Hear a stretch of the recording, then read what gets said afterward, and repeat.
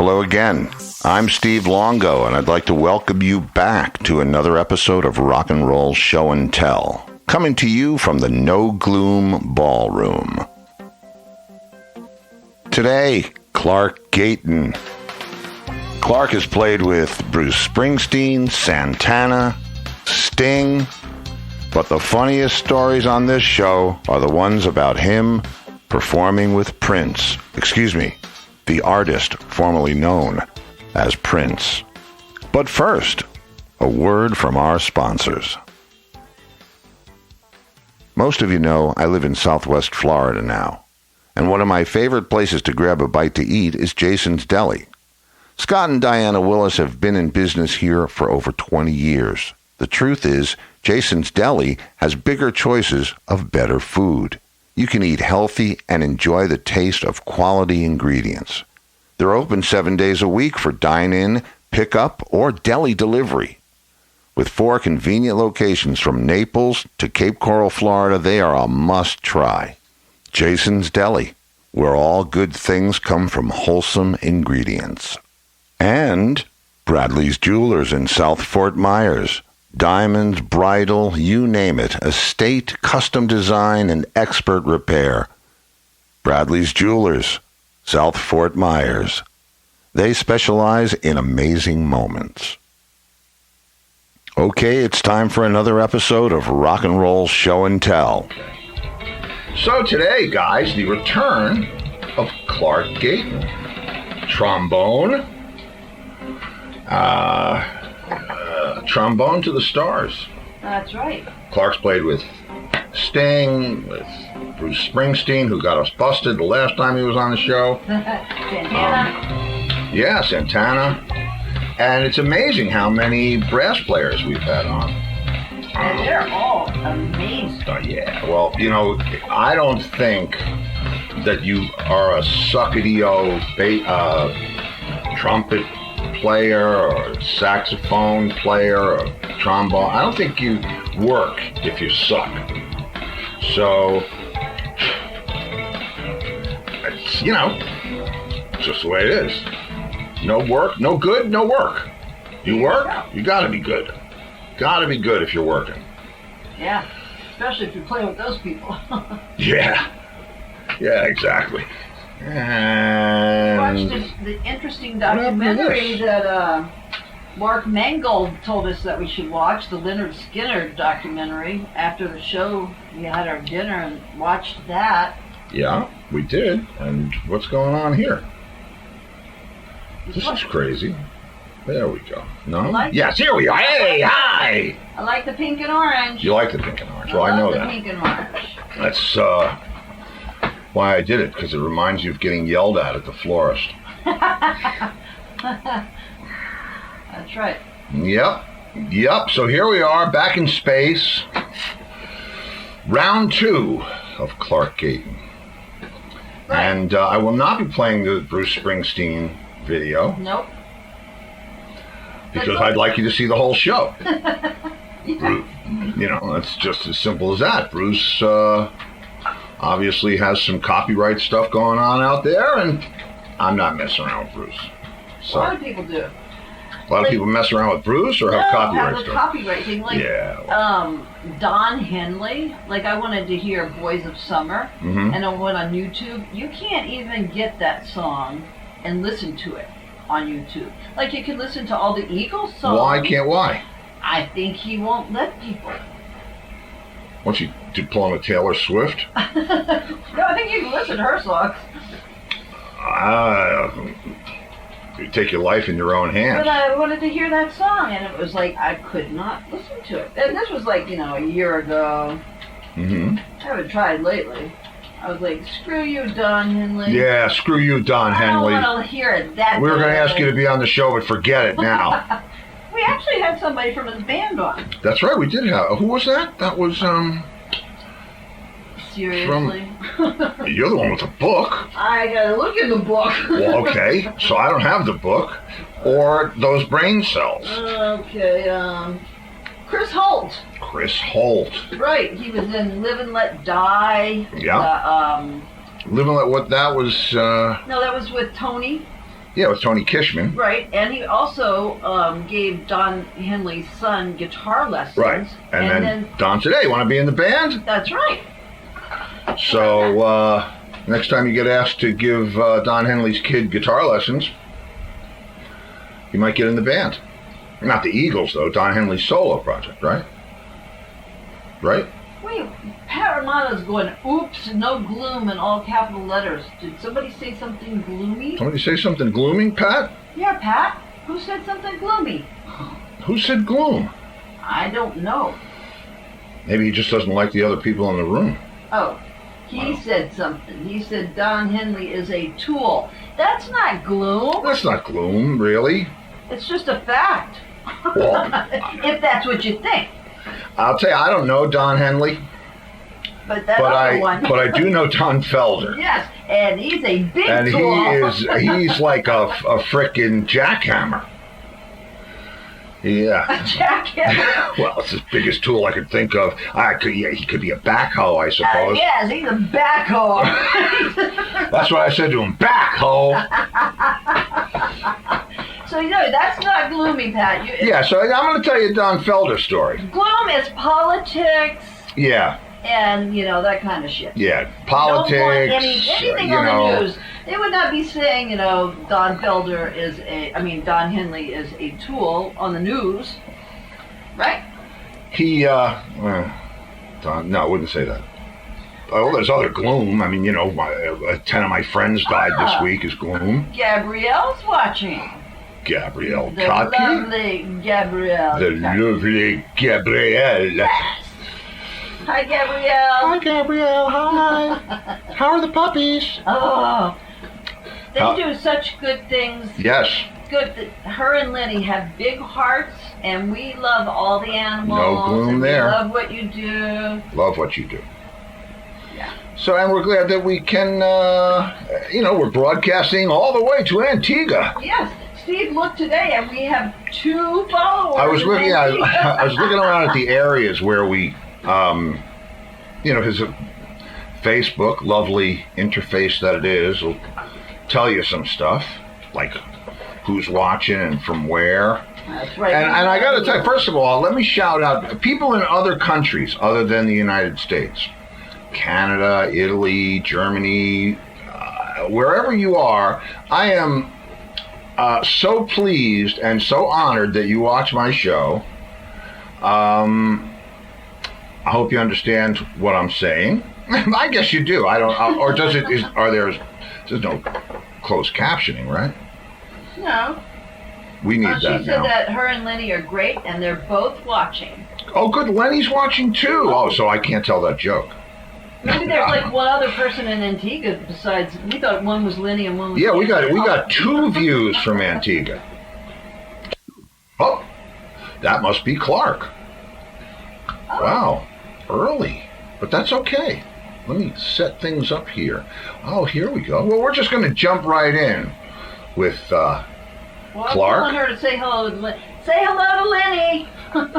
Say hello to Lenny. Say hello to my little Lenny. Oh, we love the video you sent of him. Oh my goodness. Oh, man. That was priceless. We're going to look forward to our next Antigua report. Gabrielle gets an award for that She one. does. Well, we're giving out the awards. We have an awards show now.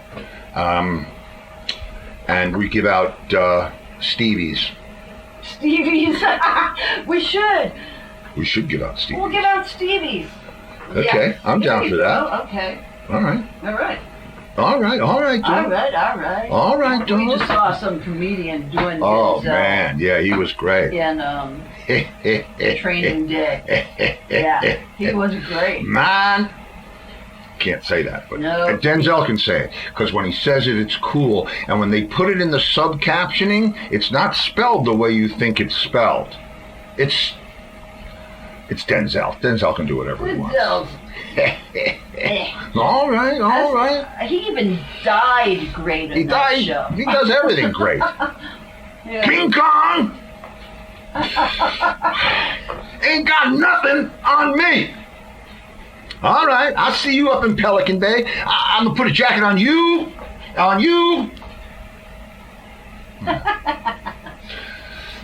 Oh, y'all.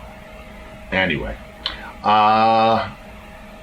Okay, so Clark's here. Should I let him in? Yes, you should. It's I should. 10 after. He's supposed to be here at 10 after. Who is And it? he's promptly on time. Yeah, wow. Oh, here he Carver Clark Gayton. We got to find out. Yo, Carver Clark Gayton. What's going on? Where are you? Not your video. Oh, you don't see me? Okay, No. Carver Clark. there we go. There he is. Yes. All right, well, thanks for coming by. See ya. No. It's been great. I had such a great time talking to you the other night, and some people actually saw the whole show. Yeah. Oh, great. Now, if we could only remember what we said. Yeah. Well, we can go other directions now. There's other ways to go. Trust me, that's where we're going. What does Carver mean? Yeah, what's Carver Clark Gayton? Well, I'm a junior technically. My father's name is Carver. And Clark is what I've gone by most of my life. You know, my mother always called me Carver, and we just rolled that wave. Okay, that works. Now, Yeah. do you know the English nickname for Clark? No. Clark? Yeah, you know how like Robert is Bob and John is Jack? Clark. No, I didn't. It's Clark, right?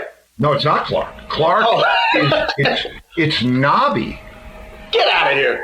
No, I swear, no, absolutely. Roger Daltrey's assistant was named Nobby, called Nobby. Yeah. And his real name was Clark. And I said, well, why do they call him Nobby? And they said, because that's a nickname for Clark. Which, go figure that out. But Wow. yeah, Okay. I know it is a Scottish in origin. I do know that. Clark is? Yeah. It's because originally had an E at the end. Right. Well, okay. As a first name with an E at the end? Yeah. Actually, yes. Because I had a bass player who had an E at the end, but it was his surname. Yeah. Yes. Right. My grandmother's name is Virginia Clark, and it had the E. So that's kind of how the whole thing kind of ties in. You know, they give her, you know, how they give her the list of their relatives. Yeah. Well, if we discover nothing else on tonight's show, we now know that Superman is Scottish. Yeah. And his nickname was Nobby. Right. You see? If you look in the credits, it's Clark Nobby Kent. Doesn't have the same ring. So, yeah, well, listen, it's all right. It's okay. I might start using that. I kind of like it. It's cool. Yeah. It's kind of cool. Yeah, and it's absolutely. I would do a little background check before, but it's as far as I know, unless they were taking the piss out of me. Which they could have been. You know, nah, it's not. Why research anything? Just go with it. There you go. Improv, baby, improv. I love it. He's our kind of guy. I like him a lot. Now, I'm going to jump right into because last time it blew me all away. I'm seeing all these warning signs and, you know. Oh, right. I still talked for 15 minutes after, and you thought you weren't being on the air. People heard us. And, Oh, man. that's okay. And the camera was on, too. That was Exactly. that wasn't fair. Nah, it's, listen, it's showbiz. Booker's Yeah, man. name isn't really Booker. Booker's name isn't really Booker? Oh, you're not going to tell it, are you? I just saw Booker today. Did you? At the gym. At the gym. Yeah, that's our thing. That's our meeting spot. He's a gym rat, that Booker. Oh, yeah. For years. That's always, That's the guy's his name. he's a tree. Yeah. It's funny. I've been friends with Booker for a little over a year. No, almost. Almost a year. October 14th. October was on our 14th show. was when we had Booker on the show. Yeah. And it occurred to me that I have like hundreds of new friends that I've never met in person. Oh, We see Weird. Booker Right. every Friday. Yeah, we see Booker every Friday. You got to come in tomorrow night and Yeah. hang with Booker a little bit. Yeah. But, yeah, it's Last Friday he had a gig at the Ritz or the Waldorf or Astoria. the Ritz or the Waldorf, one of those. One of those places. Oh. And he popped in for like 5 minutes right before he had to go do a wedding. Oh, okay. Right. Okay. Yeah, so listen, it's all good. It's all good. All very, very good. Yeah. But yeah, good old Booker, man. Yeah, he'll be in tomorrow night. So you gotta, if you can, pop in. If you're not recording or otherwise engaged. Right, he recorded. Do you know Craig Dreyer, tenor player? Or Yeah, sounds familiar. Scott Sherrard, guitar player. Yeah, is that who's? Yeah, we have a gig tomorrow night up in the Shanghai Jazz. I don't know that club upstate. So we're going to be doing that. But maybe on the way up, I could chime in. Yeah. You know what? We've had had people do all kinds of crazy things, from gigs, from backstage. One guy was driving through Ohio, and he's doing one of these. Yeah, well, hey man, I'm good. What am I doing? And do you follow Formula One racing at all? Do you care about that at all? No. Okay. Then never mind. That's fine. I hope I didn't step on any toes with that, but no. No, The absolute world champion of all time, 7-time world champion, and hopefully about to be 8-time world champion, is a guy named Lewis Hamilton, who happens to be If Nile Rodgers was a race car driver, he would be Lewis Hamilton. This guy. Okay, that's how all right. cool he is. And he is just the coolest. Well, anyway, he's got whatever cars he's got, and he drives around making videos. The other day, I tripped over one of his videos, and he's like this in a car driving, and with his mother and a with dog. his mother and a dog, and so I said, Lewis, man, are we sending the right message to other drivers here? Right, but you said I'm a huge fan. I said I'm a huge fan. I know you're Lewis Hamilton, but And I have your hat. Yeah, I got the hat, the whole thing. And he loved it. Yeah, and he loved it. But he didn't take it down. Yeah. Right. But listen, I have always been a race fan, and I guess maybe it's a drummer thing. I have no idea. I'm a race fan. I don't Really? like. I don't like NASCAR. You play drums at all? No, I don't play drums. I play a drummer. Oh, I play a drummer. Wow. Boom. That was her. And I know how to do a paradiddle. So she does know how. You still remember? Sure. Okay. That's Faster.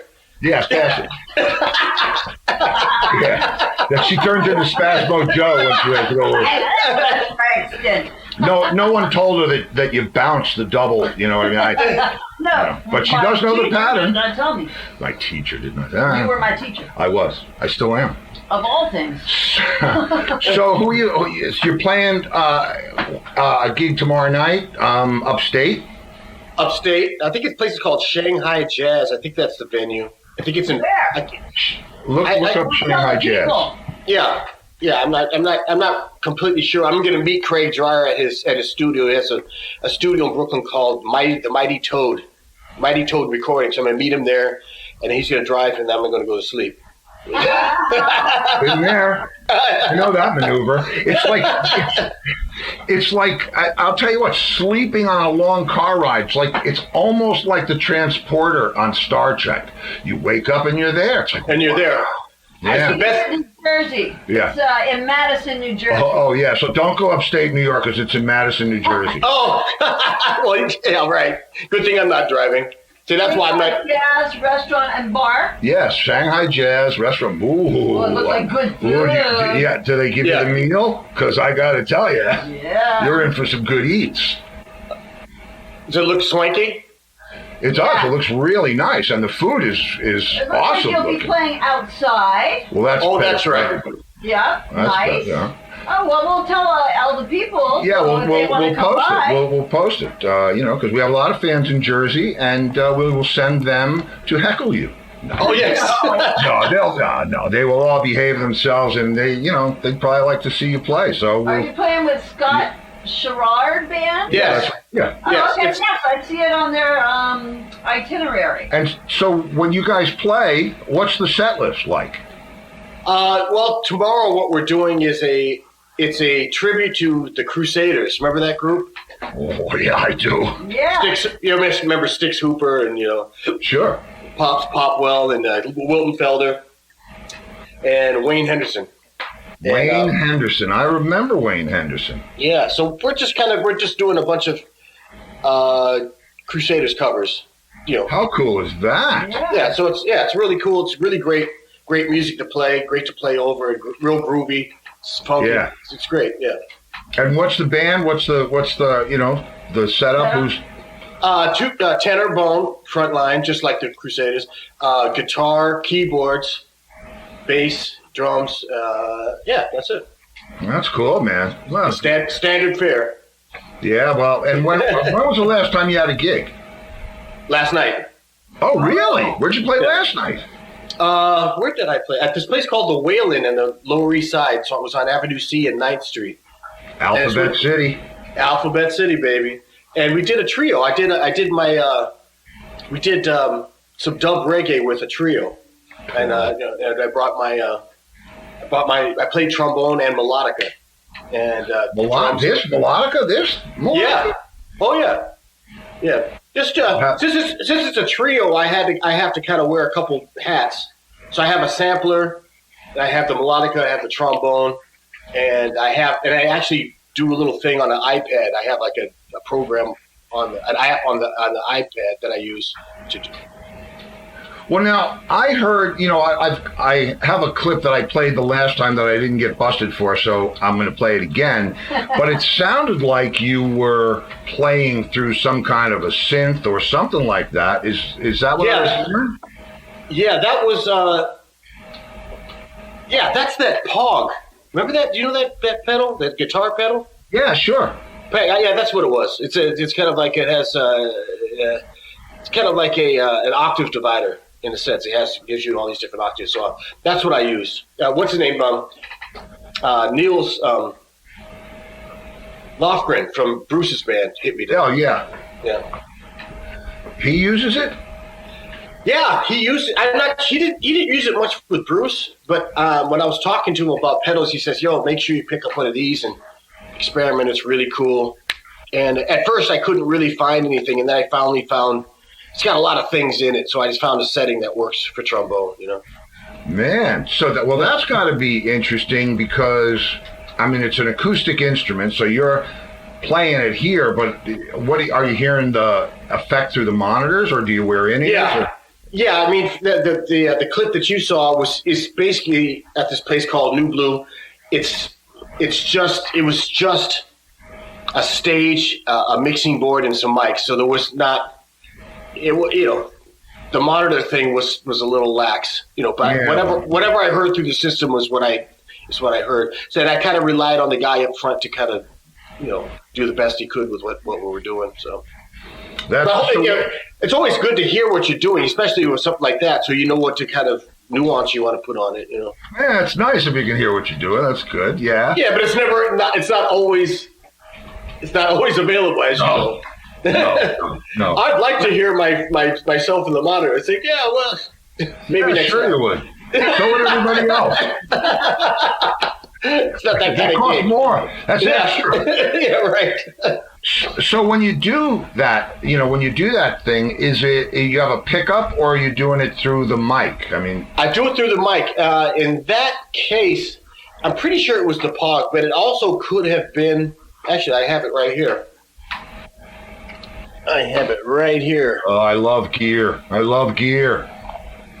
SP404. This is my baby. Wow. That's awesome. Yeah, this is a sampler, and it also has. Let's see. Any batteries? No batteries. So, and it's also so you can plug your mic, put your mic through here, and then you can use the onboard effects, and then you have an output with these RCA, and I'll put that through the system. And wow. So I have all these effects. There's like 30 onboard effects with this, so I can do octaves, reverb, delay, all that stuff. That's cool, man. That's the fun stuff, is taking things that are not really supposed to be used for that and using it for stuff.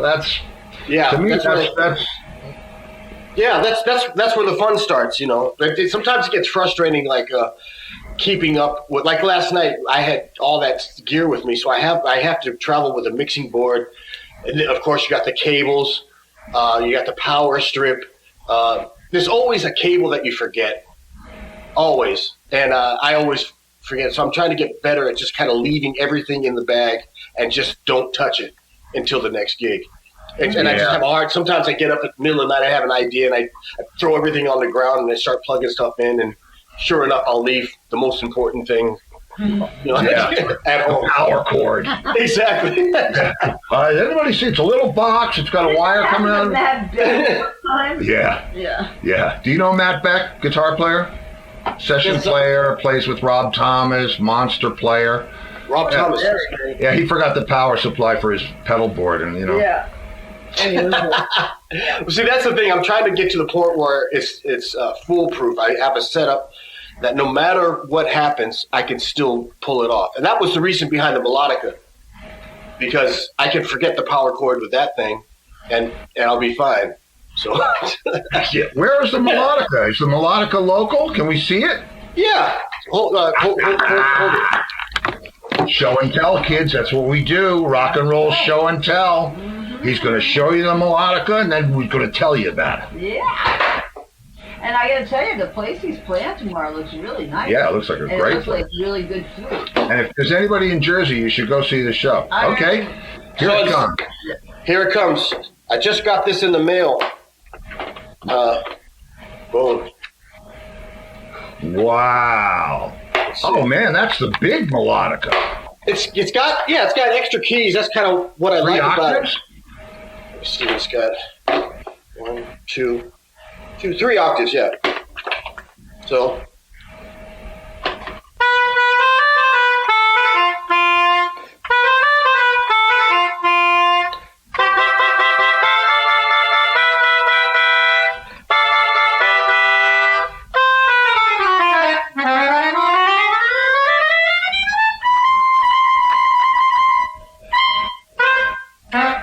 There you go.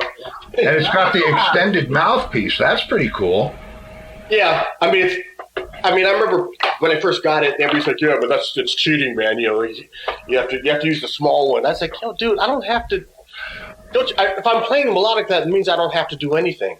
Is there such a thing as cheating in music? What is that? Oh, well, they used to tell me that with the trombone, because like when I first started playing trombone, I didn't play slide. I'm not sure if I went through this with you last time, but No, you didn't, and I was going to ask you about, because I'm interested in that instrument. It's so different than any other instrument, I started on valve trombone with the valves. I do have a valve trombone around here somewhere, but I started off with that, and I got such a hard time with all the musicians, especially from the guys I never would expect, guitar players and bass players. I would have the valve trombone. They're like, "Oh man, that's cheating, bro." I said, "You said you got to get the slide." He said, "That's cheating with the valves." So I was like, "Can you slide with valves? Can you do that? No, they have a thing called a Superbone that Maynard Ferguson invented. It has a slide and valve combination. You could do that. That's double cheating. Oh yeah, that's just no rules at all. That's Let me tell you about the guys who tell you you're cheating. Those are the guys who got the same melodica without that thing, and they're pissed. Yeah, exactly. They gotta play it like this, and it's like, yeah, cheating. No, I like to see what I'm doing. I'm sorry. Yeah, no kidding. We got Booker in the house. Oh, Booker's in the house. Booker, what's up, man? Yeah. Booker, he said you were struggling with 190 pounds. Is that true? It's about 75 pounds. Oh. Per hands, probably. Yeah. So, I'm more of man. a lover, not a fighter. Well, that's okay. Listen, you got to have one of everything if you want to have a good band. Every band needs a lover and a fighter. Exactly. Speaking of a fighter, have you seen that? Not that I'm guessing you're a big Leonard Skinner fan, but have you seen that documentary? I just saw it like a few days ago, matter of fact. We saw Did it last night. you watched it, or you saw that it was on?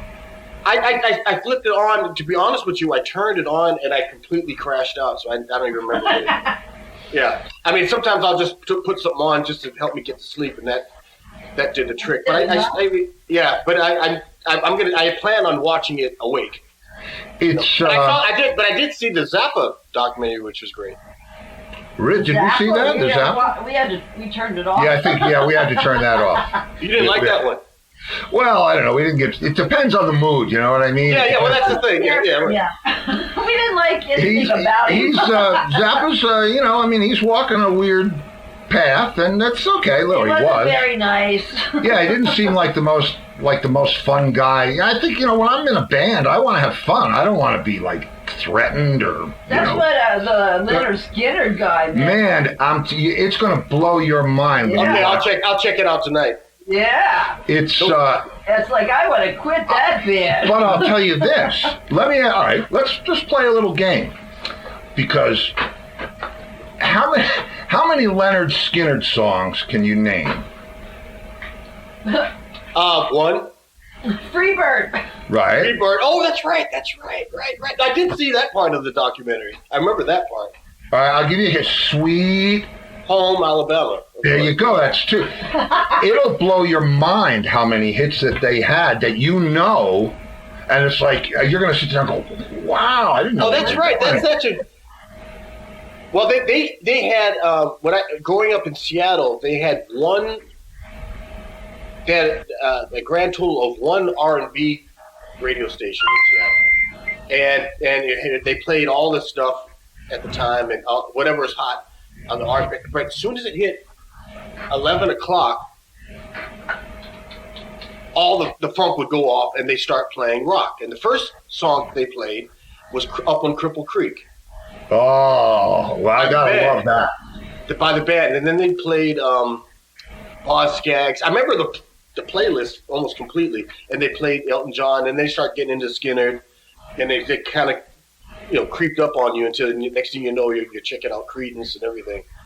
So I love Creedence. I tell you what, it's going to just blow your mind when you watch this doc. And I forget, who were we talking to that said we should watch it? The guy last night, Mark Mangold. Oh, Mark Mangold, yeah. Hammond player, keyboard player. Okay.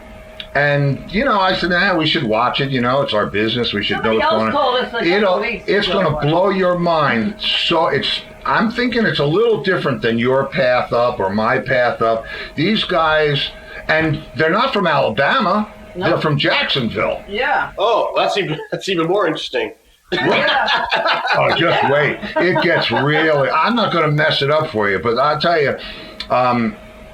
Just remember the part about the guitar player from California who said, I'm not going to be in the band anymore. When you get to that part, you'll know you're almost to the end, and it blew my mind so bad. Now, I played, or maybe you don't know that I played with John Entwistle. I did see that, yes. Okay. I did read that. Well, I didn't know that they played with The Who. Right. Leonard Skinner. In 73. In 73, and I'm thinking, what is that bill like? And did they tour together or something like that? Yeah. Okay, that doesn't surprise me. Doesn't completely surprise me. No, especially at that time, 73. Yeah, that was was it what was that other group? The Allman Brothers. America. Oh, America, sure. Horse with no name. Yeah. There was all these crazy bookings, pairings on these tours. They have 2 or 3 acts on the road together. It was a different time, I mean, you can see Miles Davis with the Gap Band, Yeah, but I could. Let me tell you, I could put that together a lot easier than I can put the Monkees and Jimi Hendrix. Oh, that's right. That happened too. Yeah. I was a big Monkees fan. Were you? Oh yeah. I'm the TV show. I was a kid when it was on, and I watched that show every Saturday morning. The Monkees. Yeah, I did too. Well, then, okay. Listen, I'm going to tell you a great story, great Mickey Dolenz story. I did a rock and roll fantasy camp, and Mickey was one of the celebrity counselors, and it was a bunch of us. And at the orientation, everybody goes up and they tell a little story, and Mickey goes up and he's going to tell the story about meeting the Beatles, right, at Abbey Road. He's in London, right? And they said, you want to go to Abbey Road, the Beatles are recording, and if you want to meet him, now's your chance. So Mickey goes out and he rents one of those psychedelic painted Rolls Royces. Okay. Like I guess Lennon had or whatever. He gets one of those, and he goes out and he buys this, for lack of a better word, a costume. It's a suit with all colors and all shit all over it, and he's wearing the prism glasses, that you can't really see out of, and he's got a feather boa around his neck, and he's all colorful. And he wanted to blend in. Yeah, wanted to blend in, and he walks into the studio, and they're sitting there in jeans and T-shirts, and Paul's in his bare feet. Right. And Lennon goes, "So, Monkey Man, how's it going?" It's Monkey Man. He said, "I felt like the biggest dick on the planet." He's wearing all the satin stuff and sparkly shit and the glasses. What a great guy and hysterically funny guy. Oh, I used to love. Yeah, he was always my favorite on the show, and I did meet. Was it Dick York? Is that his name? Oh, Peter Tork. Peter Tork. That's right, Peter Tork. I was thinking the Bewitched guy. Yeah, right. I met him. Yeah, I met him. I met him at Levon's barn years ago, while he was still alive. Yeah. Levon, man. Okay, Mike Nesmith. Oh, yeah, Mike Nesmith, the guitar player. Yeah. I dig him too. I used to like him. He was like he wrote Beat of the Different Drum that Linda Ronstadt did. He wrote that song. Oh, wow. Yep. Go ahead. I have another fun fact. Oh. His mother invented whiteout. We know. I was just going to tell that fun fact. Yeah. His mother did invent whiteout. She's loaded. But I'll tell you another fun fact. Have you ever seen his film called Elephant Parts? No. Oh, shit. It was funny in the 80s. Yeah, it was funny in the 80s if you were like really, really stoned, but it's just so... Does it hold up? We just tried to watch it again. Yeah. It's like little skits and songs and stuff. If you've never seen it, it would be funny for you to watch a couple of minutes. Elephant Parts. Elephant Parts, yeah. Right. It's nothing to do with animals. Yeah, and it's Lucy and Ramon. It's crazy. But yeah, we laughed our asses off. I think we were very stoned. 81, 82. Were we stoned? You think? Maybe. You think? You guys are giving me a lot of homework here. Elephant Parts. I'll tell you, it's good, and I think if you've never seen it before, it would hold up. You know what I mean? Like right. Because I remember just belly laughing all the way through it, and then somehow we came upon it, and it wasn't quite as funny. Yeah. But yeah, you'll see. I think you'll enjoy it. One of the viewers says Monkeys movie Head. Head? Did you ever see the Monkeys movie Head? I have never heard that. I never heard of it. Me neither. I'm not sure. What's the rating on that? I don't know, but I know they only play it downtown after midnight. I don't know. They're into some different stuff. Yeah, they're into some different stuff. Well, I'll tell you what. In fairness to those guys, I had a friend that toured with Davy Jones. He was a bass player with Davy for years. How do you get out from underneath that if you want to? You know what I mean? It's not like you can go have another career that you're always going to be the monkey guy. Right. Well, didn't David Jones, he went out and did a little solo thing, right? Yeah. And he did okay.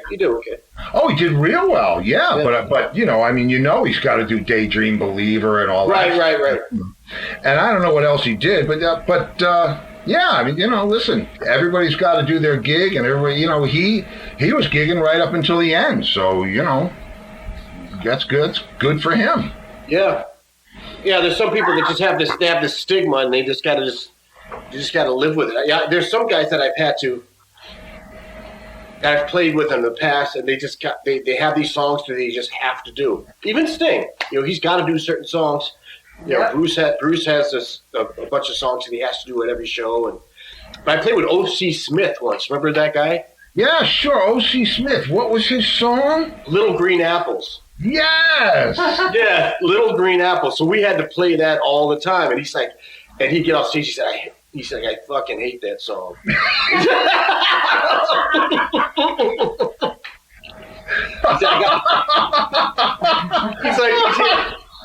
He said, but that pays the bills. You know, what are you gonna do? Right.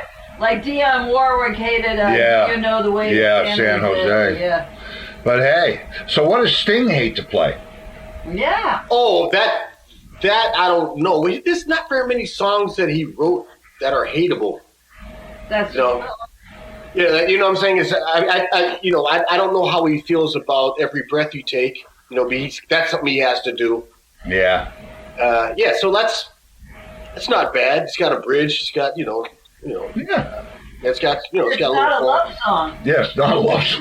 No. Yeah, it's a lot darker than that. Yeah. And so how was Sting cool or was he like Sting? Well, we got along famously, man. I really liked hanging with him. He's great to talk to. He's very personable. He's very very cordial. He had me over to his house many times. I think we're on the road once, and it kind of overlapped over Thanksgiving, which is not an English holiday, but he realized that it was a big thing for us, so he had us over to his place in England, and for Thanksgiving dinner. So the folks prepared a nice Thanksgiving dinner for us, which is really nice. And Yeah. Yeah, that's cool. yeah, But believe me, I know it's not an English holiday. Okay. yeah, wait. right. Booker says, ask Clark about Prince. He Uh-oh. knows. Prince. Okay. Okay, so He let's. said, you know, he, so go ahead and he's going to ask. drop so- some Sting. Drop some Prince on us now. Well, yeah. I mean, I did a gig with Prince. I did a week with him. It's just the whole thing was just very surreal and odd. I can't even remember what I told Booker at the time, but it was like I got a call. Like it was like very weird. The whole thing's just started weird. It was like 2:30 in the morning, and the phone rang, and even the phone was like ringing very odd. I was like, that's weird. And I said, I'm just looking at the phone. And I was like, should I answer it? It doesn't sound cool. So I said, okay, I'll take. I picked up the phone, and some guy answered the phone with this crazy accent. I don't even know what he said. Hello, is this Clark Keaton? I said, yeah. He says, hold on a second. And he put his hand over the phone. He says, let me call you back. He just hangs up. Oh. Yeah. So I'm just sitting there shocked. I was like, what the hell is this? So I wait there for 10 minutes, and then the phone rings again, has the same weird ring. Hello, is this Clark Keaton? I said, he said, oh, the artist formerly known as Prince would like to have you come to his estate, Paisley Park, tomorrow to do some recording with him. And I was like, okay, cool. And he says, and he starts giving me a few details, and I said, okay, well, what time? What do we do? Are you gonna pick me up? What's the story? He says, well, meet us at Newark at 10 a.m. And it just sounded so matter of fact. I said, he's lying. This is somebody, So then he says, yeah, 10 a.m. at so and so airline. So I get there. I get there early, and I go to the lady at the desk, and I said, well, my name's Clark Gate, and I'm here. I have a ticket waiting for me, and I want, They said, we have no record of it. So I'm sitting there, I said, what? I got all my stuff with me, and they said, we have no record of that. And that's why I called the number that they gave me. Oh, hello, is this Clark Gate? And I said, yes. So I said, yeah. He said, yeah, I'm here at the gate. There's no ticket for me. He says, can you slide us the money until we see you? Oh! So Wow! yeah, so I So I said, they said, well, we can't pay for it. Can you slide us the money?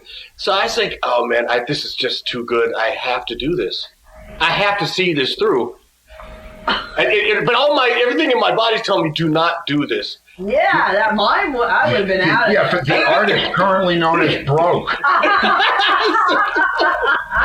And you got to ask yourself, when you're the artist formerly known as Prince, what does your caller ID look like on the phone? The symbol? You get a little symbol. Oh, wow, must be the artist formerly known as Prince. Oh, man. And so I said, I'll pay for it. You're brave, man. I just finished a tour. I had a little bit of extra money. And I said, I'm going to see Prince. I mean, if nothing else, I'll be going there just telling him to give me my money at the very least. And so, Yo, Prince. Yo, Prince, what's up with that $500?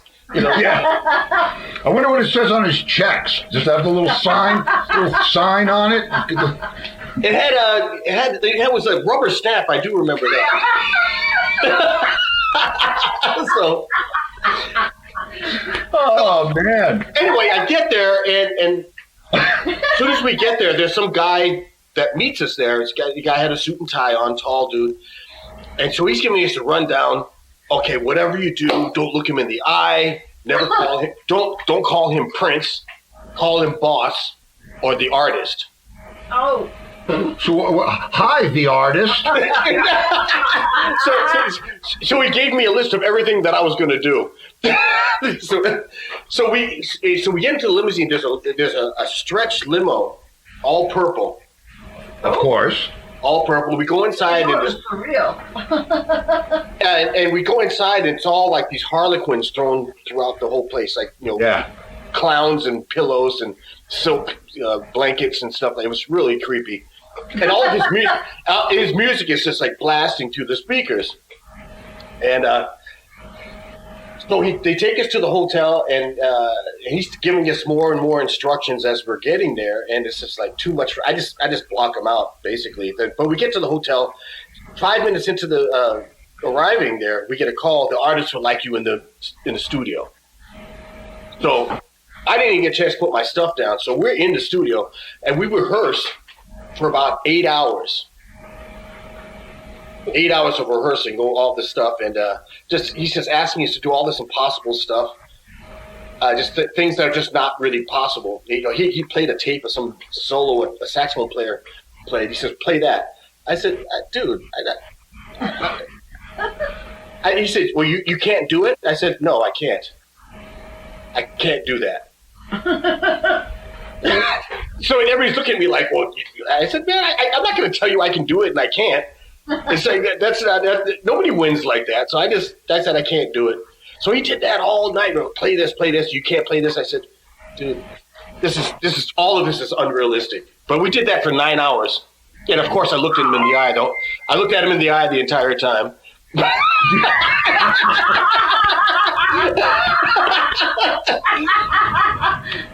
That's funny, man. Wow. And did he whisper to people for them to talk to you, or did he talk to you directly? He looked me in the eye and told me what I wanted, and you know, and he was just open communication, just like a regular cat. How did he hear about you? Yeah, how did he get on? I mean, how did that happen? I have no idea. I had no idea how it happened, how he connected, but I did post one of my songs on the internet in like early. It was like the first version of MP3s. I posted one of my songs around 1991 and put it on the website. And he chimes in and says, "Great groove, like the trombone solo." Thanks. Oh. Yeah. Oh. Yeah. So I don't know if he just kept me in mind all that time, but wow. Well, you got your money back. Yeah. Did they pay you for the flight? They did pay me back. Actually, that's okay. I should clarify that. As soon as I got off the plane, the guy had my money in an envelope and gave it to me. Very nice. Paid you for the session? Well, we did the rehearsal. As soon as the rehearsal was over, they said, "Okay, well, the artist wants you in the studio." So we went upstairs to his other studio and started recording, and that went on for about 5 or 6 hours. Wow! And then after that was done, he wanted us to learn the show. So it's like 2 in the morning or 3. So he gives us a video VHS tape, tells us to go learn the show. So all the other horn players are up there like listening to the tape, going back and forth. I said, you know what I'm going to do, fellas? I'm going to take a nap. So I went to sleep. They said, well, we have to know this by. I said, you know what, guys? This is impossible to do. All of this is impossible. So I'm not going to pretend like it is. And then bust my butt and you're trying to learn all this stuff. And none of this is possible. We're not going to, first of all, I know for a fact we're going to do none of this on the show. Exactly, right? Yeah, we're not going to do any of this stuff. So I went to sleep. They wrote out all the music. And so after we were done with the rehearsal, we went back to the hotel. We get another call from Prince. He wants us back in the studio. Oh, my goodness. So we went back in the studio, and he said, we're going to go over the show. Of course, we did none of those songs.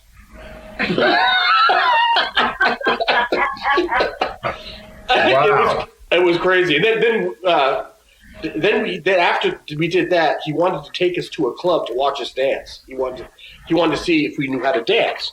So he took us to, yeah. So he had this club called Slam Glam that he had in Minneapolis. So he took us there, and they started playing some songs. They had like an open dance floor, and Prince was up in a booth above the dance floor watching from the booth to see how we moved. And And you were dancing? You were dancing? I did absolutely nothing.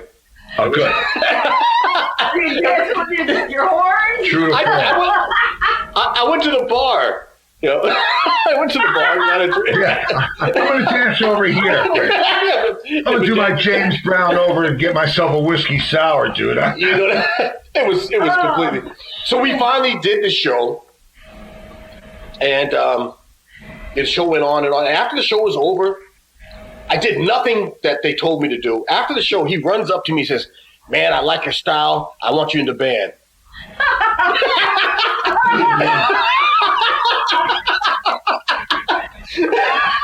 And of course you said, "Okay, but don't look me in the eye." Oh, you're right. Wow. It was weird. I mean, but the worst part was after I told him, I said, "Listen, I got to go home. Call me at home. Then we'll talk about numbers and everything. When I get home, I can't negotiate in your house." You know what I'm saying? That's it. That's not really. I'm not in a position to negotiate here. I don't even have any underwear. So. Well, one of the viewers wants to know if he fed you. Yeah. Did he feed you? No, he had these weird dietary things. Totally vegetarian, and so there was like some salads and stuff like that. But I don't remember ever eating when I was there. I don't remember ever. There was really no time. We're busy the entire time. That's nuts, man. And let me tell you what. I mean, I'm not a rehearsal guy. You know, I'm just it's not my thing. I don't like to rehearse. I never have. And I mean, I'll do what I have to do, but. That would have been me saying, "Listen, are you guys paying for the way home too? Because I'm gone." Yeah. Well, they did get me home. They did get me home. But I for the life of me, I do not remember eating a meal. So, and we were there for 4 days. And did you want to go back and be in his band? Yeah, Well, they called up. They called me up later, and they said, "Yeah, we're really excited to have you with us, and this and that." I said, and they gave me all the details about where we're going to meet, and of course, nobody brings up any numbers. Yeah. So the ball's in my court. I was like, okay, I'll bite. How much does it pay? And so they gave me a number. And I said, "Man, I cannot leave my house for that much money." I love Prince. I think he's a genius. I think he's one of my idols. But I cannot leave my house for that because I've already established it with these other guys that I played with that my price is here. Why would I charge them this and then charge Prince nothing? Yeah, and he worked you like a dog. Yeah, that's pretty much what it would be all the time with him. He works you to the bone. And then I come to find out that some people went 4, 5, 6 months without getting paid ever. Oh. That sounds That's like, unnecessary there, George Prince, man. Clinton. We saw George Clinton used to do that. George shit. Clinton, yeah. Well, no, I mean, that's really the thing. He ran it like old school. I think he kind of wanted it to be kind of like a Chitlin Circuit kind of vibe, and I think he felt that there was value in that. You know, value in you starving. right? Exactly. In his multi-million-dollar complex. Yeah. And I saw that place from the outside. It like a white warehouse-looking place, right? It was kind of designed like a fishbowl. Because one of the other strange things about it is like when you were kind of hanging out after you rehearse, you get done and you're just kind of hanging out. There might be a little bit of a break, and you're in the just kind of a room where there's nothing happening. What we call the green room sort of thing. Green room, sure. So you're just kind of hanging out there, and then you kind of feel this like you feel like you're being watched. And one day I had this feeling. I looked up, and it was Prince at the top of this bowl, and he's just looking over, peering over, looking at everybody, just taking it all in. But that's just the type of cat he was. You know, he was. He's like, he liked to see people move and see how they operate, and that's just the way he moved. It wasn't for me. I just couldn't do it. Yeah, it wasn't. It just. Some people was like, wow, that's a great opportunity. I just couldn't bring myself to do it. That's creepy. Yeah, that's creepy, man. That's well. But musically, I have all the respect in the world for the guy, and I honestly miss him in his music. But that was just something that I did. I'm glad I did it. It's on record. New Power Soul is the name of the record. Oh, cool. Yeah. Wow. Wow. There's man. There's some other parts of the story, but we'll wait till we meet at the bar. Yeah. Oh, man. That's like, we play, what was that? He had a club in Minneapolis, First Avenue. Yeah. Well, that was one of them, but he had the one after that was, I think he just worked, that wasn't his club. He worked there. He might have bought it at some point, but I think that's where he got his start. Oh. Something like that. But the club because I did a gig there once in Minneapolis. Yeah. And, he had another place, the place that he bought later on in the 90s called Glam Slam. Glam Slam, yeah. And it had like his vibe, the purple thing and the neons and the sparkly things. And So one of our viewers said, wow, what a great story. Yeah, great Things story. we as fans never know. Thanks for that. Yeah. There you go. And you're quite welcome. that's the whole purpose of this. You need to write a book. Yeah, especially, because he's not going to sue you. Nope. Wow. That's okay. but it doesn't surprise me. So I'm going to play this video. Yeah. Okay. And then the people will get to hear the POG. Okay. And I'll come back. All we right. didn't do the questions. Booker's last chiming night, Oh, right? yeah, we can. What book is that? Chiming in. But the place to hang in Minneapolis is the Bunker. The Bunker? I did not know that. That's what he said. Booker would know. Booker, I guess, yeah. Big, And yeah. we did not do the questions because we said we'd save it for Okay, this time. so I'm going to play the video. I'm going to come back and I'm going to ask you the 5 But you gotta do the all-important ad. career-defining questions. I'm ready for you. Oh, man, you are ready for me. I'll tell you what, I'm so glad we got to do this again. It's Me just, too. It's totally different than last week. Yeah, I'm like looking at we can go any direction. Like I said, we can go whatever you want to go. There's a whole other story. So I heard that. Well, like I said, to be continued. But here, I'm going to play this track, and I'll meet you back here. okay.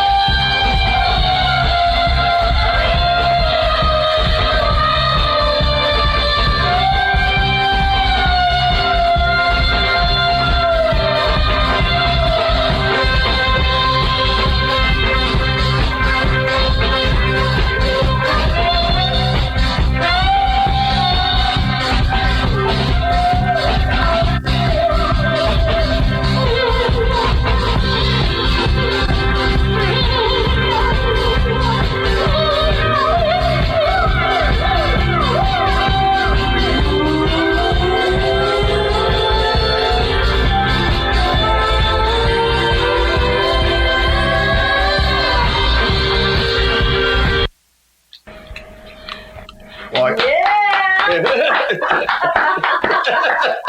Yeah. wow, We must man. dance plan that. Yeah. And so what? That was New Blue? Was that what that? Yeah, it's still in existence. That what we saw was that I should give a shout out to my boys in the video. That's Avi Bortnick on guitar, Jesse Murphy on bass, Aaron Johnston on drums. Ah, great players, man. Oh yeah, they're fantastic. They had a band called the Brazilian Girls that was very popular. It was kind of a pop techno thing happening. It was really a cool band. A couple Grammy nominations and some really. Booker said great. He thought that was Yeah, great. Booker thought that was great. Yeah. Oh, we're frozen here for a second, I think. Frozen. It was great. But then Great. New Blue was the new location is Avenue C and 11th Street. Okay. I made one of my Alphabet first City. records in Alphabet City at a place called JT Sound, 1968. And you remember the poet Allen Ginsberg? Yeah. He was hanging out. I don't know why, but crazy stuff. He would frequent the place, or I you don't know. just saw him that particular. Oh, okay, you just saw him that. Yeah, he was just hanging. He was just, He was under he was hanging. He wasn't like saying any poetry or anything. He was just kind of hanging. He wasn't in the band, but he was the artist formerly known as Cheap. Or did he bring any narcotics at least, or? Yes, without question. No question. After the party. Yeah, he probably knew JT. Who knows what Oh man, so now I do once a week. Yeah, man, you got. I think I need a co-host, man. You're like killing it. Bro. This is awesome. And so let me ask you this: was Prince funny ever? Not even once funny? He's hilarious. He was hilarious. He was so hilarious, a real funny dude. Matter of fact, I believe that the guy that called me was Prince, making a funny voice. Yeah, he making this crazy voice, which he was known for doing. Having this creepy voice that he. But at one point, he called us. I think when we were getting a song together, he called us in the control room, and he said, "I can't hear nothing here. I can't hear anything on this section right here. Could you guys come up with something?" I said no. So I know everybody else is jumping around trying to come up with something. I said, I'm not going to write your music for you, So I mean, we haven't talked about this. I said I can't. He said, so you can't flow? I said, no, I can't flow. He said, you can't flex? I said, I can't flex. He said, well, what good are you? Oh, but the funniest thing, but the funniest thing he said in the studio was, we were recording. When You Love Somebody's the name of the song, and we were playing, and I felt the horn section was on top of the beat, and which we were. Yeah. And so Prince immediately stops the tape. He says, you guys aren't going to be able to leave her any earlier by rushing. Wow. In other words, don't rush. Yeah, all right.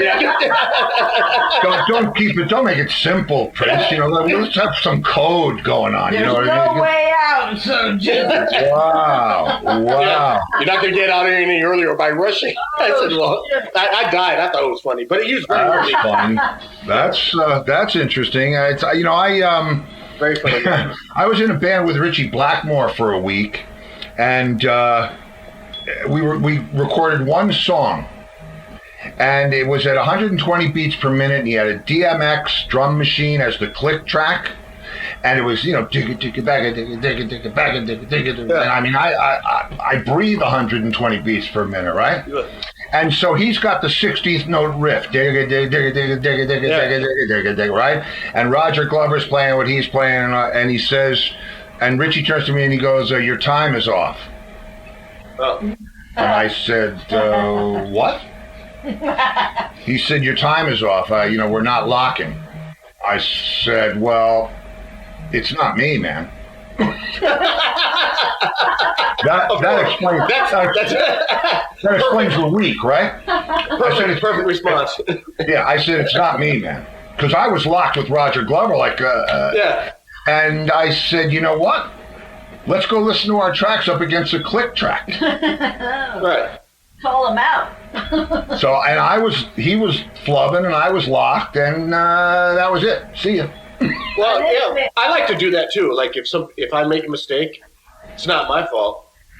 Yep. Yeah, how could it be? How can it be?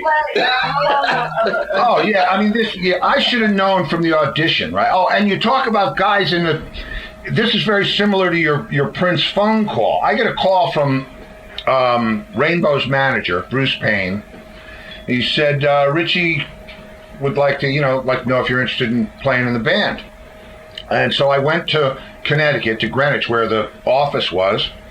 And come to find out, and he's asking me all these questions, and he keeps looking like this. And so, do you do blah, blah, blah, blah? And do you have to send them that? And are you going to be here for that? And Richie's behind the door, peeking out the door.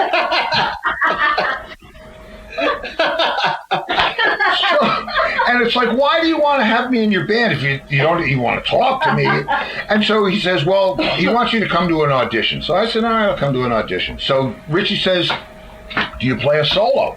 I said, yes, I do. He said, how long? I said, whatever you need. He said, a minute, 2 minutes? I said, whatever you need. 5 minutes, 10 minutes? I said, if that's what you need, whatever. 15 minutes, 20 minutes? I said, whatever you need. I got no problem. Yeah. So he calls Long Live Rock and Roll, which is a shuffle, right?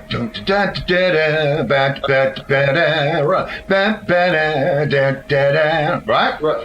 And so we're playing the song, and he takes a solo, and he unplugs his guitar and sits down, and he tells the keyboard player, drop out, and he tells the bass player, drop out, and now I'm sitting there playing a shuffle on a single set of drums. I play 2 kicks, and most of my cool stuff is double bass stuff.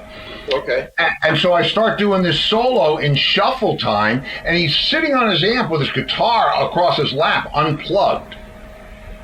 So I said, you motherfucker, you're gonna play me back into this track, or we're not leaving here. And I played didn't say that. No, I didn't say that.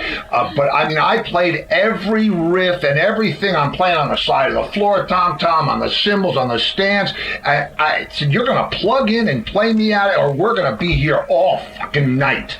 And sure enough, after about 15 minutes of everything I could possibly think of to play on a single set of drums, he played me back in. But, that's not a good way to start off with a new guy in your band. Well, what Richie it's always a test.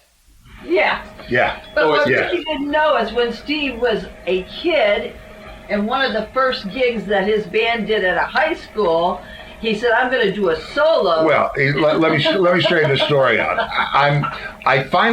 It's 68 or whatever it was when we first started that band, and Ginger Baker's out. He's got 2 bass drums. I got to do that, right? Kid down the street has the same exact drum set that I have, and he wants to sell it. I said, man, I'll take it. How much you want? $150. So now I have 2 bass drums, 2 rack toms, 2 floor toms, and I show up, to the gig with the rest of the guys, and I said, I'm going to do a solo tonight. And they said, really? And I said, yeah.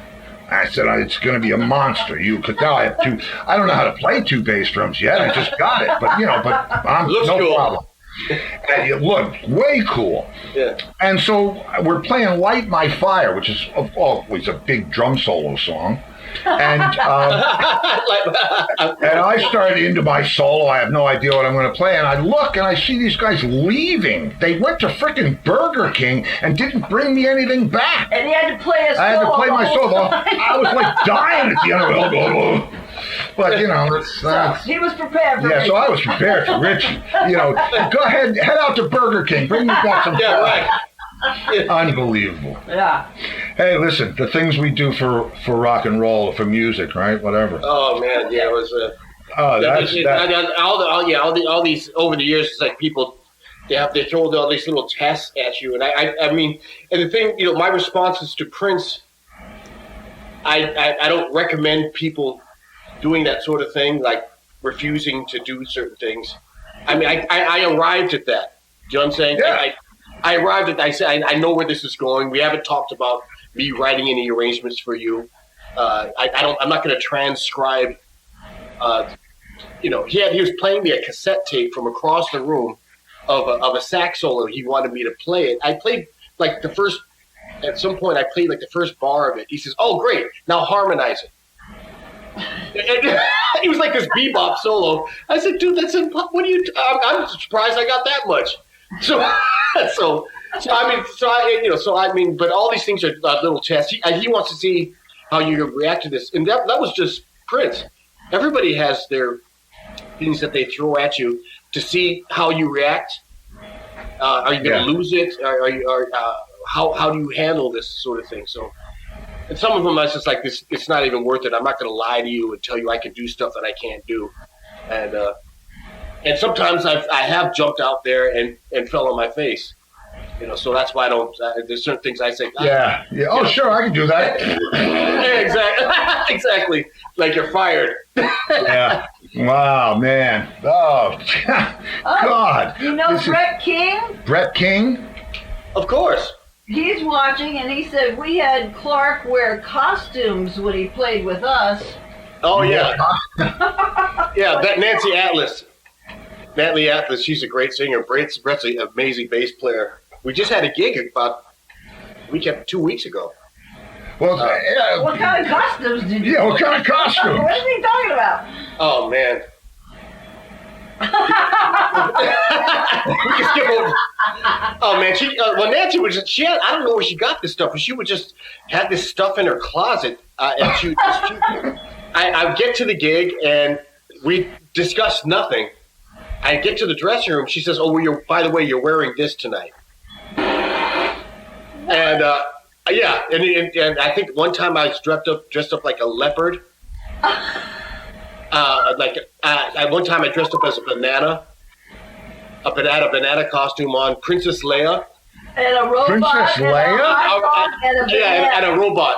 A robot. And a hot dog and a banana. Wow. Yeah. The other people have to dress up? Yeah, you're not the only one that they made dress up. I was the only guy. Oh!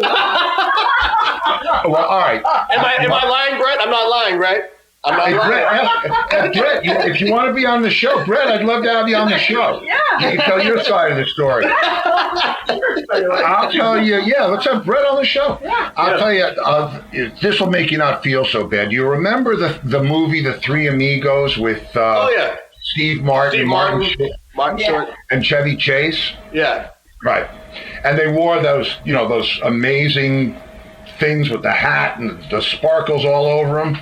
Yeah, of course. Steve Martin and Chevy Chase call up Martin Short, and they said, "Listen, we're going to wear our costumes to the Academy Awards tonight. So we'll meet you there." And they didn't wear them. Oh, they said, "Oh, yeah, right, exactly." He showed up alone, wearing the hat and all. Oh, you should have saw that coming. Yeah, well, I guess when you're the new kid. Oh, and speaking of Sting, you got your pen ready? I got yes. Okay. Only Murders in the Building. Yeah, he told us about it. He told it? You told us about it? Yeah. Did you tell us about that? Oh, Me? maybe another guy Yeah. Sting. Probably, maybe Butch did. I don't Butch Yeah, told us Butch about told us. Yeah. it. You got, I mean... What, is that a name of a song? No, it's a show with Martin Short and Steve Martin and Selena Gomez. And Sting. I'm not telling you anymore. It's on Hulu. It's hysterical. And it's so if you want to see Sting in his natural element. What's in it? Only Murders in the Closet? Only Murders in the Building. In the building. It's about people that it's podcasts. People listen to murder podcasts or whatever it is, and there's a murder in the building, and they're trying to figure out who did it. And Sting lives in the building. And Sting lives in this building. Okay. Oh, right. That's right. That's Martin Short and Steve Martin are in it, right? Yeah. Yes. Okay, I've seen. Is that a series or a movie? It's a series. It's like 9 episodes, I think. And you say it's funny, right? Oh, it's funny. I mean, Martin Short can get a little, grating for me. He's absolutely killer in it. Yeah. And Steve Martin is. They're all. It's even Sting was good. Yeah. I've seen him. He's a funny dude, man. I remember the stuff he did on Saturday Night Live was really cool, and if he decided to go into that, he could. But Yeah, but he's not funny in this. And I'm surprised that he even did it because it's so authentic. Yeah, you'll see. I don't want to ruin it for you. Okay, I'll watch it. Yeah, on Hulu. Yeah. Is he playing it straight? Yeah. This thing? Yeah. Yeah. Yeah. Okay. Like aggravated, like don't freaking talk to me. And Oh, right. Get your dog away from me. it's. I'm telling you, you're gonna. It's fun. It's fun, especially if you were touring with the guy and you did Thanksgiving and it'll crack you up. And he was very good. I mean, you had a lot of presence on camera. But yeah, there you go. All right, so you ready for the career-defining questions? Yes. Okay. Well, needless to say, you've been to all points north, east, south, and west. And on the road, there's got to be that one restaurant that when you're going back to that town, I can't wait to eat at Momo's Papaya. Favorite restaurant on the road? I mean this in all honesty. The one that's open.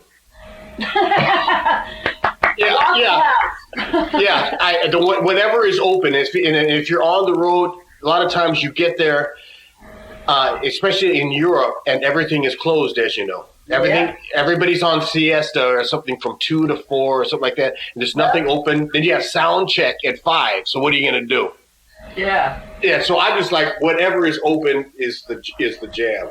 And that's what we did that once. Yeah. Where was England. that? Where? No, not in England. The Sonic. Oh, Albuquerque.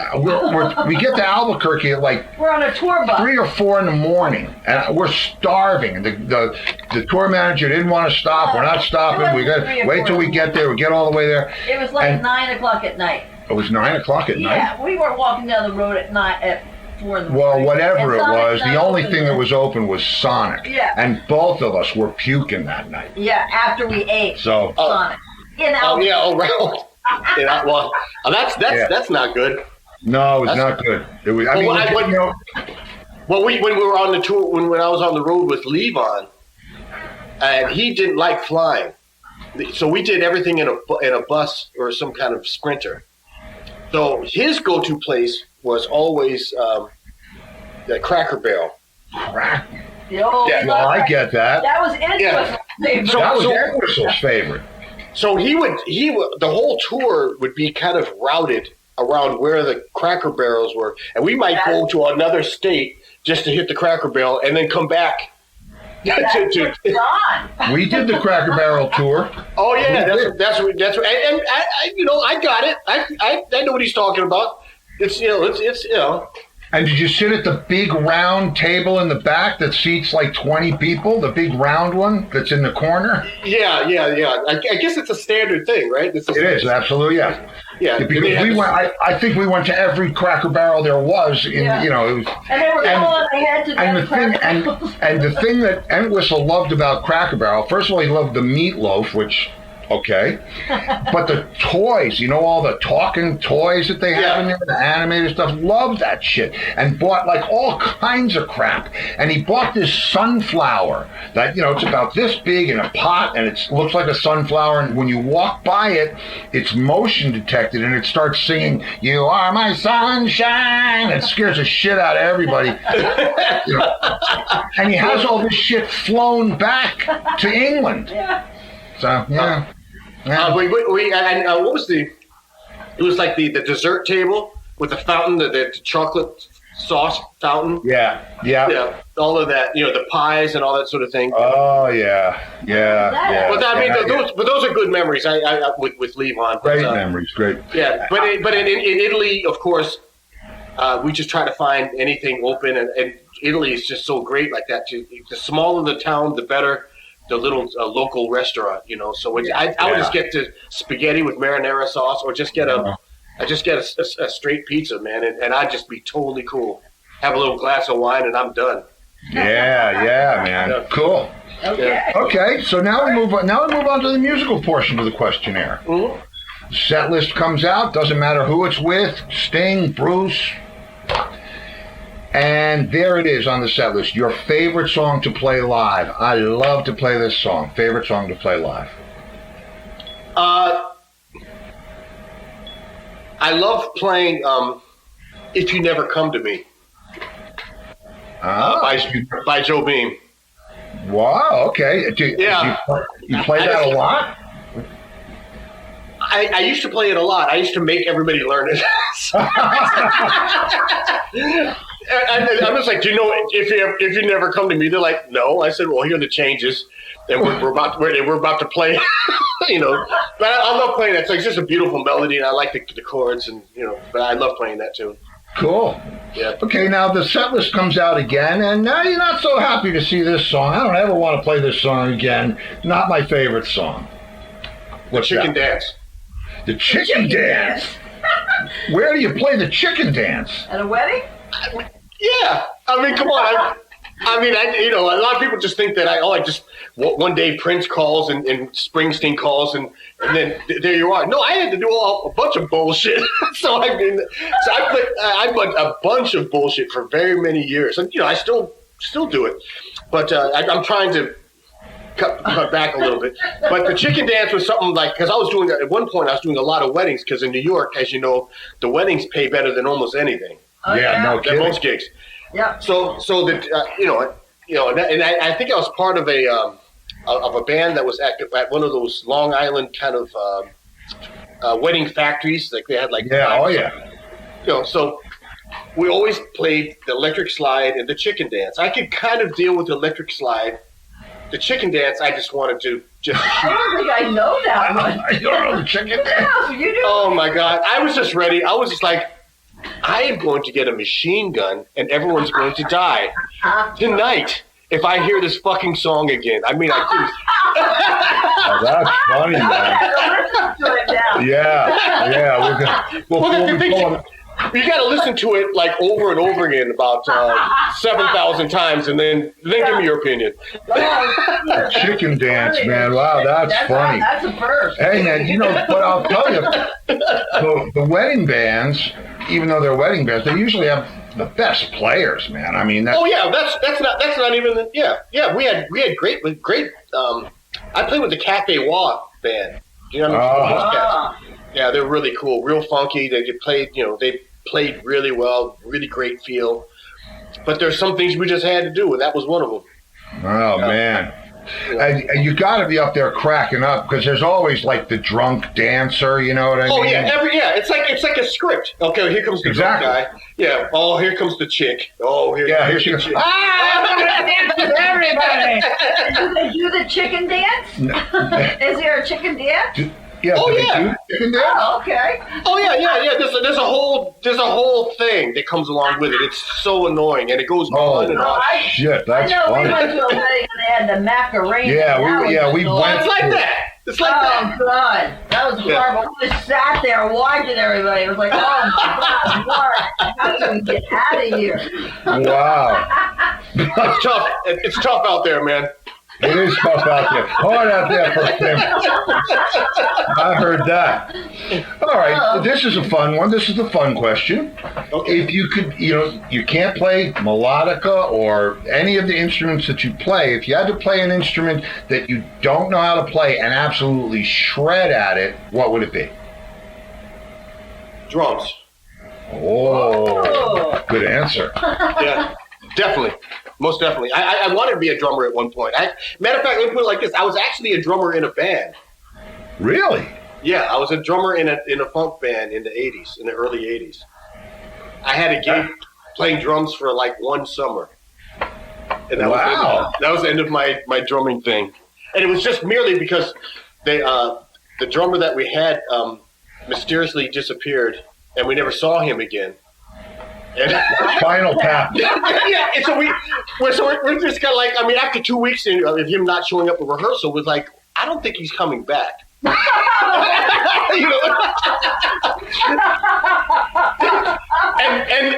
the gig's tomorrow. Oh man. So we went. Yeah, that's funny. Go full circle to that. When and if you watch the Leonard Skinner documentary, Ricky Medlock was the drummer in Skinner, but he didn't want to play drums and he left the band. Yeah. Oh, so, what do you want to do? Play well, he's a guitar player. He's a guitar I player. see. Yeah. But they already had 3 guitar players, so you can play drums. Oh man, I'll tell you what. Just remember, what was the name of the place that they rehearsed at? The Hell House. Oh, Hell House. Hell House. Just whatever went on at Prince's house, it was nothing like this. That's all I'm saying. Nothing like this. Well, you sparked my interest. I'm going to try it again tonight. I'm going to try. It was in the swamp. You know what? I'm telling you, stick with it because it is so. I would. And the thing that was so surprising to me about that is how many monster songs they had, and we can remember 2 of them. But man, they hit had after hit. Yeah. And Smell that smell. yeah, smell that smell, the smell of death around you. Ooh, that smell. And he wrote the He singer wrote it about the guitar player that got a car accident. Yeah. I'm driving home and an oak tree got in my way or some shit. And the other thing, the thing that's funny about it is that, you know, I hear Leonard Skinner and it's like, okay. But when you read the lyrics, if you do that closed captioning thing, it's so unbelievable what they were singing about it. It was all like real life things that. You know what? There'll be a test one of these Fridays. Hell House. Just remember Hell House. Hell House. Is when the singer gets drunk. Oh yeah, just and breaks a beer bottle. No. It's worth the hour. Well, you got me. You got me. I'm okay, it's very worse good. than Prince. It's worse. Yeah. Prince is like a party at Electric Lady compared to this shit. Yeah. But anyway, Hell House. I didn't tell you about the Prince's basketball court though. That was crazy. A basketball court? Yeah.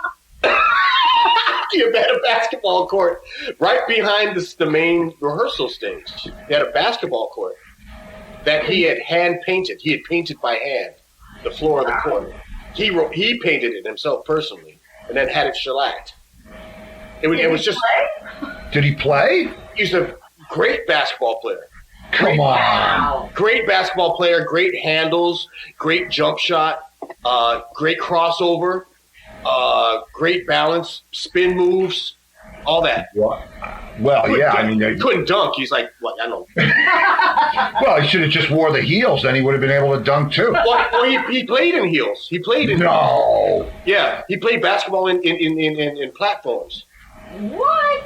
Yeah, wow. That's crazy. But the paintings he did on the basketball court were all eyeballs, just eyeballs, like. That's a whole nother level. Wow, man, we're gonna have to. Yeah, eyeballs. I don't know. Oh my God. I got my eye on you. Holy shit! All right, here comes. Anyway, moving on. Yeah, here comes this is the last big question. And wow, man, I'm just laughing my ass off. It's a kind of a serious question, but who knows whether I'm going to get a serious answer. I can't wait to hear this answer. If you could play one gig with anybody or any combination of guys, living or dead, who would it be? And they're no longer with us? They could be no longer. They could. Okay. Living or dead. Yeah. Okay. This is a little difficult, but not really. There's a record called The Battle Royal that came out on CBS Records, I think. It was the Count Basie Orchestra with the Duke Ellington Orchestra together. Wow. They played together. They did a record together called The Battle Royal. And if I was on that record with that band, I would just be like, "Hey, bro, I'm good." Wow. And that's kind of something that I think that I can actually kind of hang with without drawing too much attention to myself. Who were the drummers? Who were the drummers in those bands then? Do you remember? It was Sonny Payne and Fred Woodard. Oh, okay. Yeah. So that's pretty original guys. I think that's his name. Was it? Let me look it up again. I got to get this right. Anyway, he was Duke's drummer at the time. Yeah. His last name was Woodard. Yeah. Duke, You know? Sir Duke. But today, if it was somebody alive right now, my answer for somebody, the Living Group, I'd love to play with like Anderson .Paak and Bruno Mars, that band that they have. Oh. Yeah. Yeah, I'd like to. The Silk Sonic, is that the name of their band? Yeah, I'd like to. Yeah. Man, Uptown Funk. love Yeah, Bruno, man. Yeah. That's And Anderson's a great drummer. I'm not sure if you get to hear him play. He is a great drummer. No, I believe me, Anderson .Paak, monster. They're kind of like Morris Day-ish. Yeah, it's almost Morris Day-ish. Yeah. But Anderson's got like a lot of different hats, and they play a lot of different music. I went to go see them live once, and I was very impressed by what the scope of what they did. That's cool, man. Well, that's good. That's some good answers, man. You passed the test. Thank you. Another fun night. Yeah, what a great night, man. And we didn't get shut down. How about that? Right, exactly. All right, so you know about the peas. I'm going to pass you the peas. We know about that. Our night, I posted it. And I'm going to, we posted your gig. Yep. And, if you can pop in on Friday for a minute from wherever you are. Any Friday. Any Friday. It doesn't have to be it's every Friday. It doesn't have to be tomorrow. Whenever you can, you're always welcome.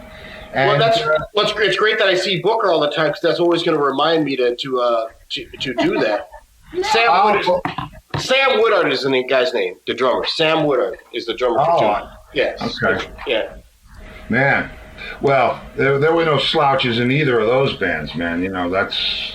Those were the guys. Yeah. I guess that would be a pretty cool gig to play. Yeah, Sonny Payne with the Duke band. But if you have a chance to hear that record, Battle Royal, it's pretty insane. I mean, it's almost like it's almost like you're hearing the sky open when you hear these guys play. It's Yeah, well, listen, I gave you have your list. Now I have mine. Yeah. Chicken Dance and the Battle Royal. I gotta get that now. We should redo the Chicken Dance. We could do the Pass the Peas on the Chicken Dance. Oh, That's what I'm thinking. Making it better. Yeah, we make that chicken dance. You dance, motherfucker. Dance, chicken, dance. Dance, chicken. Or I'll have to choke you. Sorry about that. Oh, man. Wow. Man, well, I'll tell you what. There'll be a whole new dance. The fried chicken dance. Fried chicken. Oh, shit. This was a blast, Clark. Man, thanks so much for having me on. I really appreciate it, man. Listen, you are welcome anytime, bro. And the peas are coming. Okay. And, be looking for them. Have a great show tomorrow. And thank you. We'll talk soon. We'll talk real soon. All right. You guys have a good night. It's a pleasure. You too, man. Thank you. Bye, Clark. Take care. Bye-bye. Oh, man. Wow. Those are stories you don't Oh, hear my anywhere. God. That's just hysterical. I have to wipe the spit off my chin before I come back. Oh, man. Wow. We laughed with him like that last You see week. now? You see why you got to play in a band? Now do you see? Understand now? Yeah. This is what it is. Especially if I was kind of glad to hear that Prince was funny to a certain degree. I mean, I always knew he was funny, but I didn't know he was humorous. I want to see you dance. You can't make this shit up, kids. This is show business.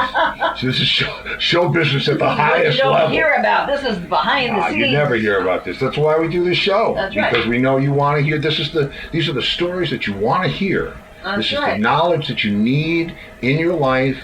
And man, Clark. Booker says, told you the Prince stuff was going to be Holy funny. shit, Booker, you were right on the money. He probably would have forgotten and not brought it up.